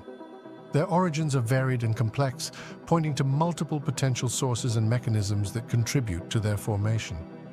One leading hypothesis suggests that some of these high-velocity clouds are remnants of the galactic fountain process. In this scenario, supernova explosions within the Milky Way's disk propel gas outward into the halo. This gas then cools, condenses, and eventually falls back toward the galactic plane. During its return journey, this recycled material can appear as high-velocity clouds, essentially rejuvenating the galaxy with newly cooled gas that contributes to future star formation. Another plausible source for high-velocity clouds is the interaction between the Milky Way and its satellite galaxies. As smaller galaxies like the Magellanic Clouds orbit and occasionally pass through the Milky Way's halo, their gravitational interactions and tidal forces can strip gas from these satellites. This stripped gas can then manifest as high-velocity clouds. Observations suggest that the Magellanic Stream, a long tail of gas trailing from the Magellanic Clouds, may significantly contribute to these high-velocity phenomena. Furthermore, some high-velocity clouds could be primordial gas left over from the formation of the Milky Way itself. These clouds might consist of relatively unprocessed material, representing the remains of the gas reservoir from the early universe that settled into the galaxy's halo. Studying these clouds can offer invaluable clues about the conditions of the early universe and the processes of galaxy formation and evolution. Regardless of their origins, high-velocity clouds play a crucial role in our understanding of galactic dynamics and the ongoing processes that shape the Milky Way. By observing and analyzing these swift gas clouds, astronomers uncover layers of complexity in our galaxy's history, interactions, and the continuous cycle of matter within the galactic environment. When galaxies collide and merge, these awe-inspiring cosmic events unfold over millions to billions of years, transforming the structures and dynamics of the galaxies involved. The process begins as galaxies, under the influence of mutual gravitational attraction, draw closer to each other. Contrary to the typical notion of violent impacts, individual stars within galaxies rarely collide due to the vast distances separating them. Instead, the interactions primarily involve the gravitational forces exerted on the stars, gas, and dark matter within the galaxies. As galaxies approach each other, their gravitational fields create tidal forces that distort their shapes. Spiral arms may become elongated or twisted, and streams of stars and gas can be flung out into intergalactic space. During these close encounters, the gas within the galaxies can experience intense compression, leading to bursts of star formation. Astronomers call these episodes starbursts, which can produce new stars at rates much higher than usual. Eventually, the galaxies pass through each other, but gravity pulls them back together, causing them to engage in several additional encounters and passes. These interactions dissipate their relative kinetic energy, causing them to coalesce into a single larger galaxy. Over time, the merging process leads to the mixing and settling of the various components. The initially chaotic motions of stars smooth out, often transforming the progenitor's morphologies. For instance, the merger of two spiral galaxies typically results in an elliptical galaxy characterized by random stellar orbits and a more spheroidal shape. Galactic mergers are fundamental processes in the hierarchical model of cosmic structure formation. They are instrumental in forming larger galaxies from smaller ones, a process known as hierarchical clustering. The evidence of past mergers is abundant in observations of galaxies, highlighting their importance in the evolution of cosmic structures. These interactions could explain the observed gamma-ray excess. As scientists delve deeper into these possibilities, each potential explanation provides fascinating insights into the dynamic and energetic processes occurring in our galaxy's core. Determining the true source of this gamma-ray glow not only unravels a cosmic mystery, but also enhances our understanding of the fundamental forces and particles shaping the universe. Supermassive stars like R136a1, located in the dense star cluster R136 in the Large Magellanic Cloud, are among the most extreme cosmic phenomena. Forming such enormous stars, which can have masses hundreds of times that of our Sun, requires specific and exceptional conditions, still a subject of intense study and debate among astronomers. The formation process begins within giant molecular clouds, vast regions of cold gas and dust where stars are born. For a supermassive star to form, a particularly dense region within one of these clouds must collapse under its gravity. The key to forming a star as massive as R136a1 lies in the accumulation of an enormous amount of material from the surrounding cloud. This might occur in regions where star formation is particularly vigorous and the molecular cloud has unusually high mass and density. Once the progenitor gas cloud collapses, it forms a protostar that rapidly accretes more and more material. In environments like the R136 star cluster, neighboring stars and intense radiation can drive the accretion process, feeding the growing protostar and helping to clear away excess gas that might otherwise limit its growth. Despite these aiding factors, maintaining stability is challenging because the massive star's intense radiation pressure can counteract gravity and hinder further growth.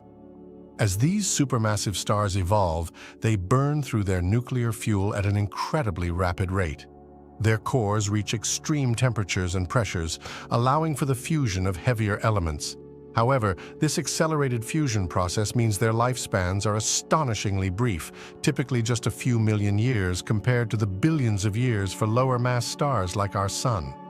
Towards the end of their life cycle, supermassive stars undergo dramatic transformations, exploding as supernovae or even hypernovae, releasing vast amounts of energy and enriching the interstellar medium with heavy elements.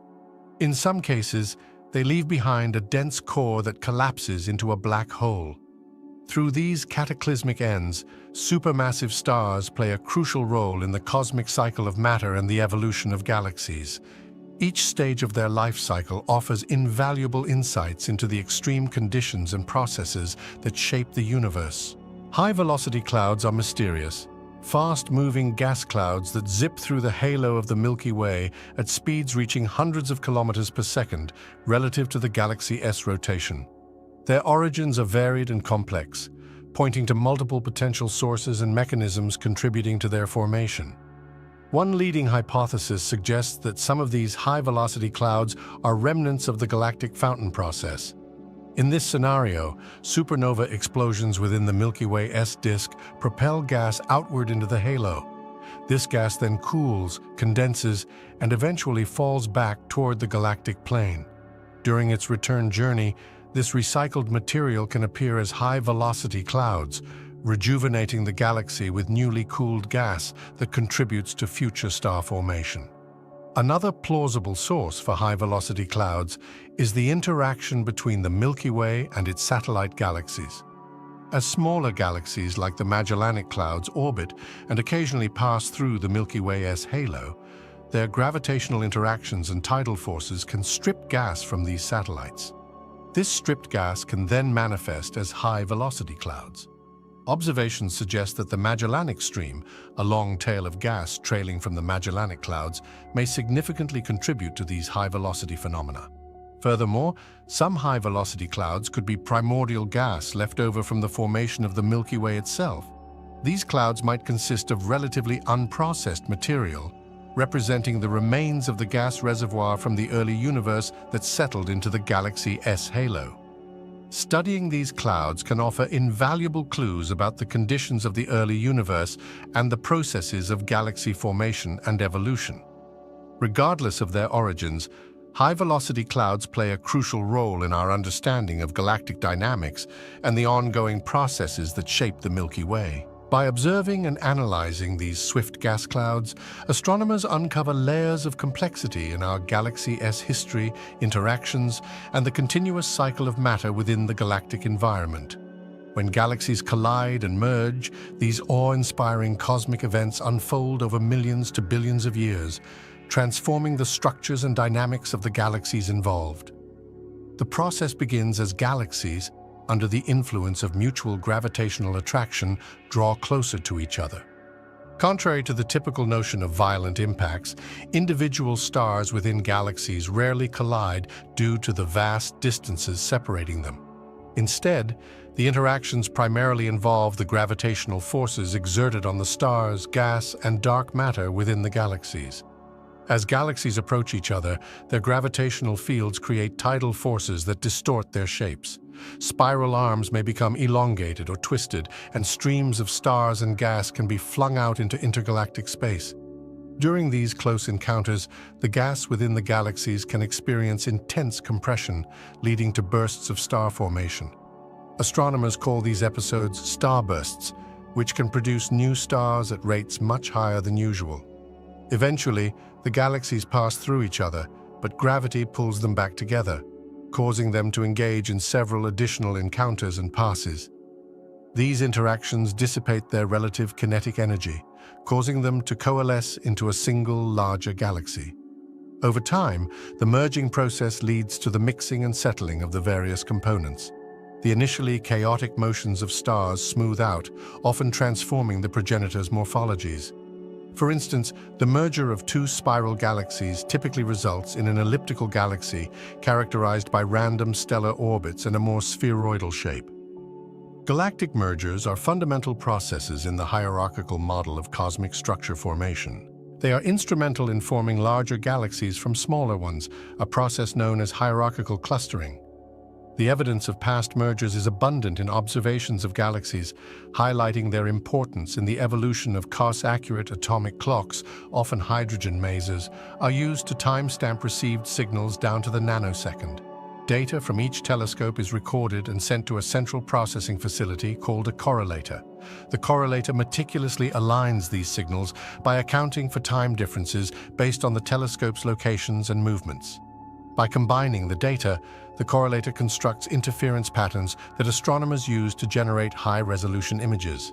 This process allows scientists to observe celestial objects with detail comparable to a single telescope the size of the maximum distance between the individual radio telescopes. VLBI's power lies in its exceptional angular resolution, enabling scientists to observe and measure phenomena in remarkable detail. This technique has been instrumental in numerous groundbreaking discoveries, such as imaging the event horizon of a black hole for the first time with the Event Horizon Telescope, a global VLBI network. It also aids in studying the dynamics of quasars, mapping the distribution of matter in galaxies, and understanding pulsars and other compact objects. By overcoming the limitations of individual radio telescopes, VLBI exemplifies human ingenuity in astronomical observation, providing unparalleled insights into the universe's most distant and enigmatic objects. This collaborative effort across continents, and sometimes including space-based antennas, showcases the power of synchronizing technology and precision for unlocking cosmic secrets. Neutrino detectors offer profound insights into the Sun's core where nuclear fusion occurs. Neutrinos are subatomic particles produced during nuclear reactions, such as those powering the Sun. Because neutrinos interact weakly with matter, they can escape the Sun's core and travel across space virtually unimpeded, carrying direct information about the core's conditions. Neutrino detectors on Earth, like Super Kamiokande in Japan and the Sudbury Neutrino Observatory in Canada, capture these elusive particles. When neutrinos interact with the detecting material, usually a large volume of water or heavy water, they produce faint flashes of light known as Cherenkov radiation. Sensitive instruments detect these flashes, allowing scientists to count neutrino interactions and measure their properties, such as energy and flavor. By analyzing the flux and characteristics of these solar neutrinos, scientists can test and validate models of solar fusion and energy production. The standard solar model predicts specific neutrino production rates and energy distributions for different fusion reactions in the Sun's core.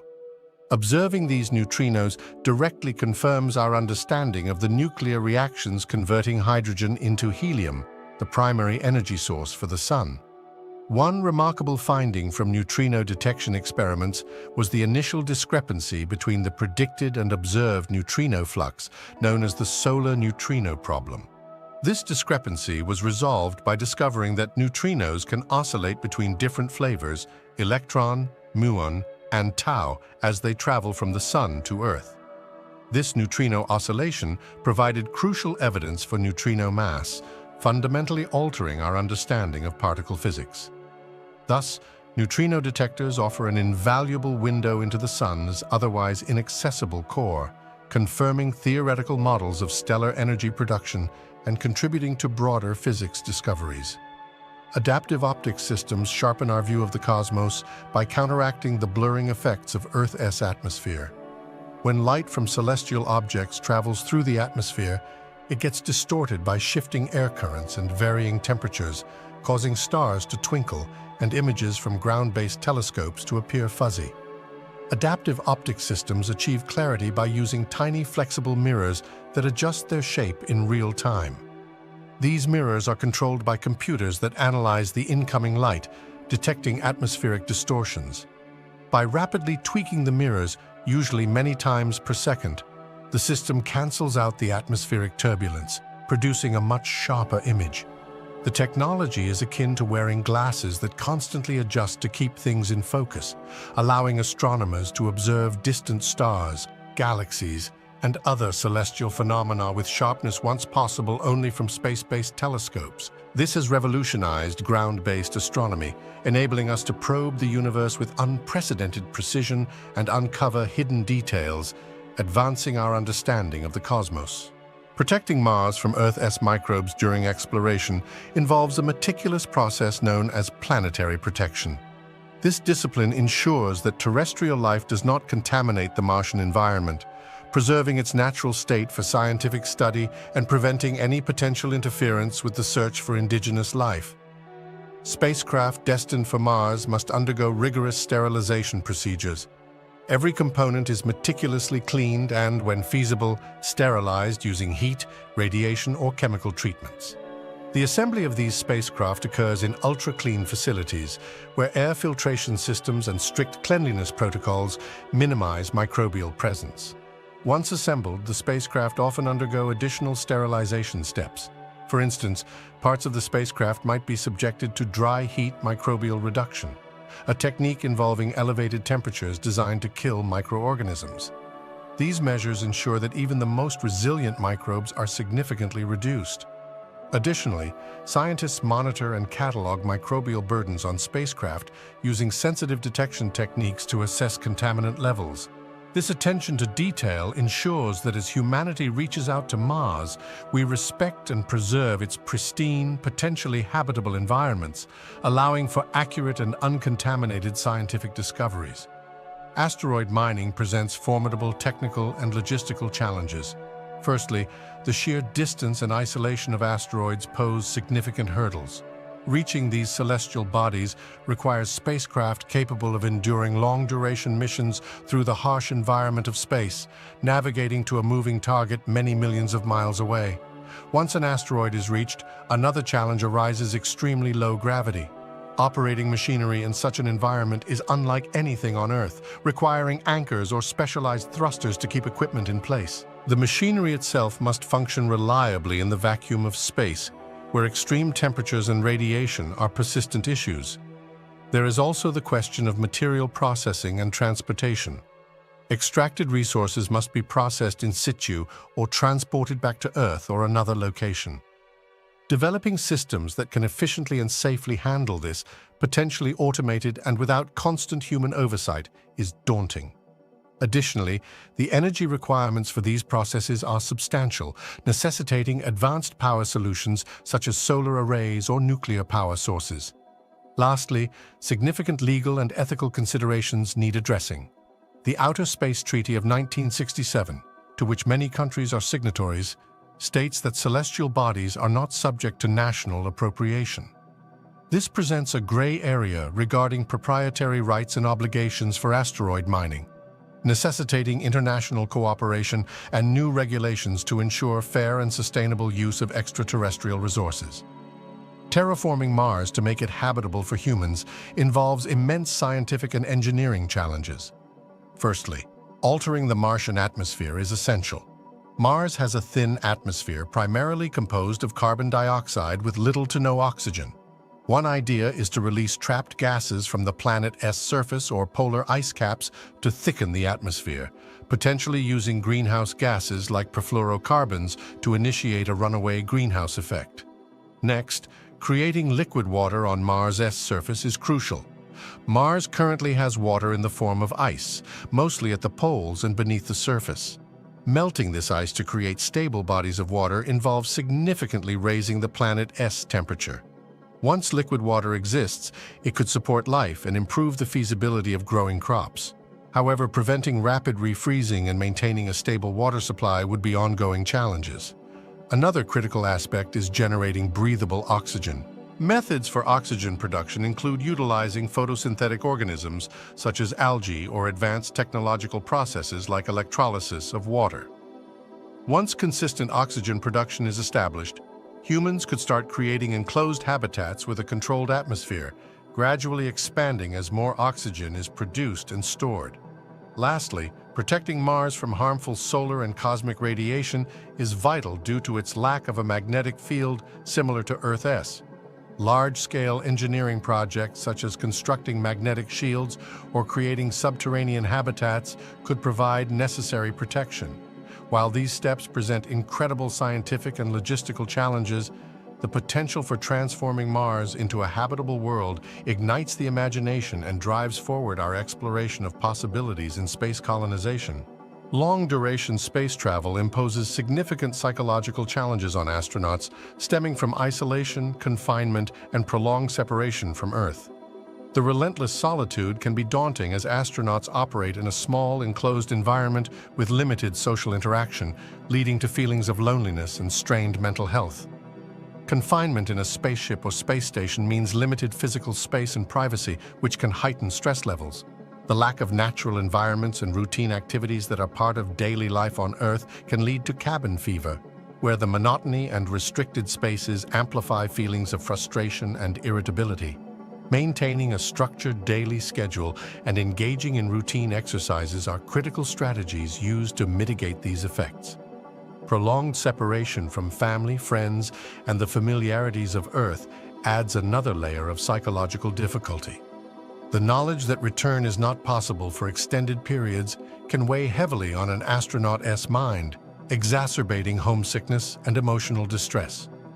Modern communication technologies such as video calls and social media provide some respite, allowing astronauts to maintain contact with loved ones, albeit with time delays. Another profound challenge is the constant exposure to high-risk situations. The realization of being far from immediate medical attention or emergency support intensifies the psychological pressure. Extensive training, resilience-building exercises, and psychological support from Earth-based teams play crucial roles in preparing astronauts to manage these stresses. Despite these measures, the human psyche-IS response to the profound isolation and stress of long-duration space travel remains an ongoing area of research as scientists strive to ensure that future spacefarers can maintain their mental health on extended missions. Dealing with space debris orbiting Earth is a growing concern as increasing numbers of defunct satellites, spent rocket stages, and fragments from collisions clutter the space around our planet. To tackle this issue, space agencies and organizations employ a combination of tracking, avoidance maneuvers, and innovative technological solutions. Space debris tracking is the first critical step. Organizations like the United States Space Surveillance Network use ground-based radar and optical telescopes to monitor and catalog over 20,000 pieces of debris larger than a softball. This data helps predict potential collisions and warns satellite operators to take necessary actions. For smaller debris, which is harder to track but equally dangerous, simulations and statistical models estimate their distribution and movement. When a potential collision is detected, satellite operators perform avoidance maneuvers, altering the satellite's trajectory by firing onboard thrusters to steer clear of debris paths.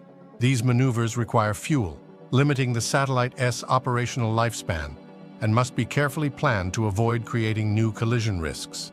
Innovative technological solutions are being explored to capture and remove debris. Concepts include using robotic arms, nets, harpoons, and even lasers to push debris into more manageable orbits or burn it up in Earth's atmosphere. Projects like the European Space Agency's Clear Space 1 and Japan's Aerospace Exploration Agency's Orbital Debris Removal Project are pioneering these efforts. By combining tracking, avoidance, and active removal strategies, we aim to mitigate the risk space debris poses to both current and future space missions. Quantum entanglement is a phenomenon where particles become interconnected so that the state of one particle instantly influences the state of another, regardless of the distance separating them. This defies classical intuitions about the speed of information transfer, as changes seem to happen instantaneously, even across vast cosmic distances. When two particles become entangled, their properties are interlinked. For example, if you measure the spin of one entangled particle and find it to be up, the spin of the other particle, no matter how far away, will instantaneously be down. This correlation persists regardless of the distance between the particles, creating a kind of quantum handshake across the universe. This mystery puzzled Einstein, who famously referred to it as spooky action at a distance. Researchers have conducted experiments to test entanglement over increasingly larger distances. One such experiment involved entangled photons sent through optical fibers spanning over 1,000 kilometers. Even at these distances, measurement of one photon's state immediately determined the state of its twin, confirming the presence of quantum entanglement on a grand scale. Such results suggest that quantum mechanics operates in ways that classical physics cannot fully explain, hinting at deep foundational aspects of our reality that remain mysterious. While practical applications of this phenomenon, like quantum communication and cryptography, are in development, the theoretical implications challenge our understanding of space, time, and information.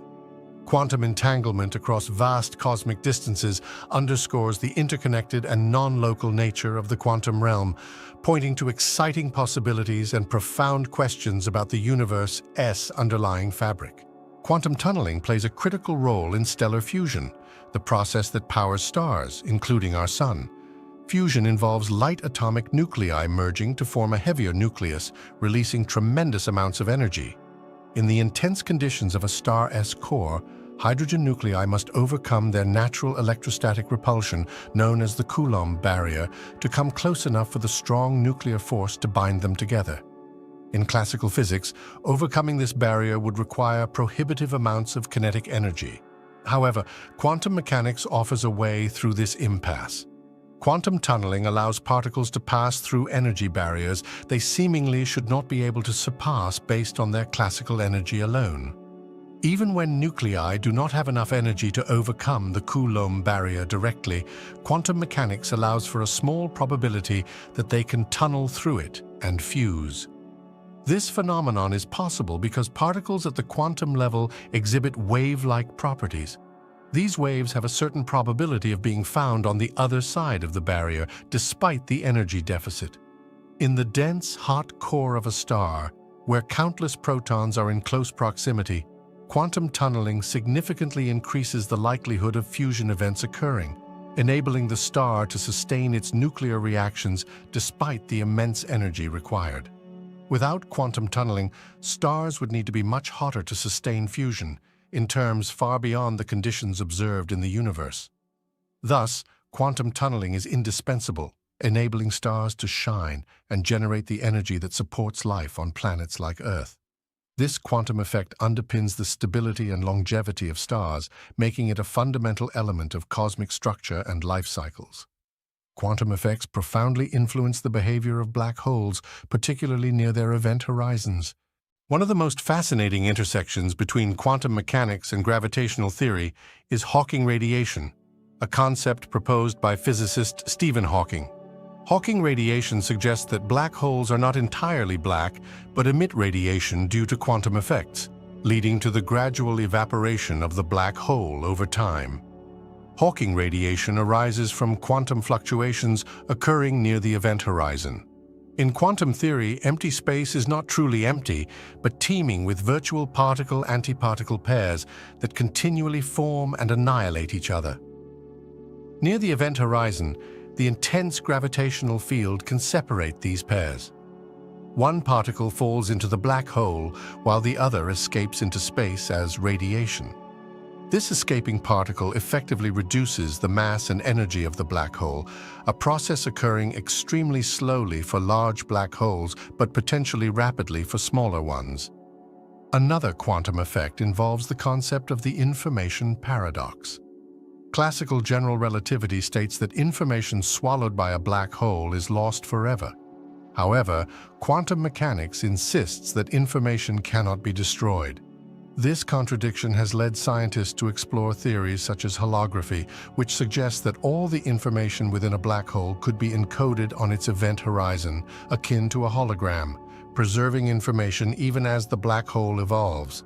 Furthermore, quantum effects could be crucial in understanding what happens inside black holes. Theoretical work on quantum gravity aims to unify general relativity and quantum mechanics, providing insights into the singularity where densities and gravitational forces infinitely increase.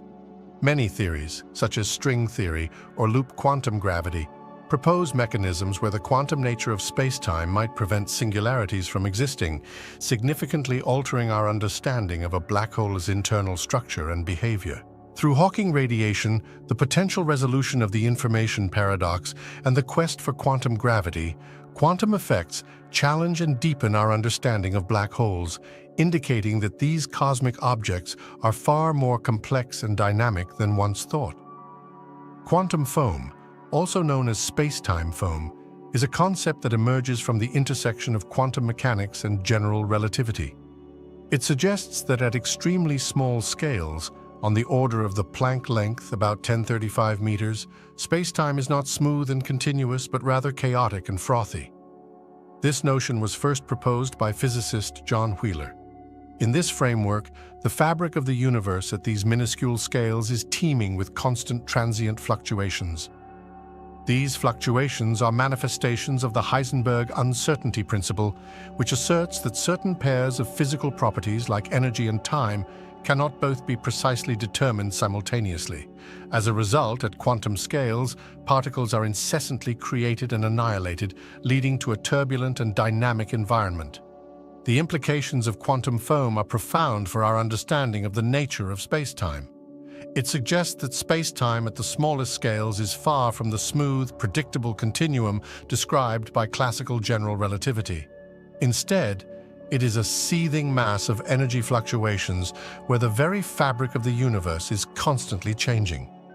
These fluctuations could potentially have macroscopic effects, influencing phenomena such as the propagation of light and gravitational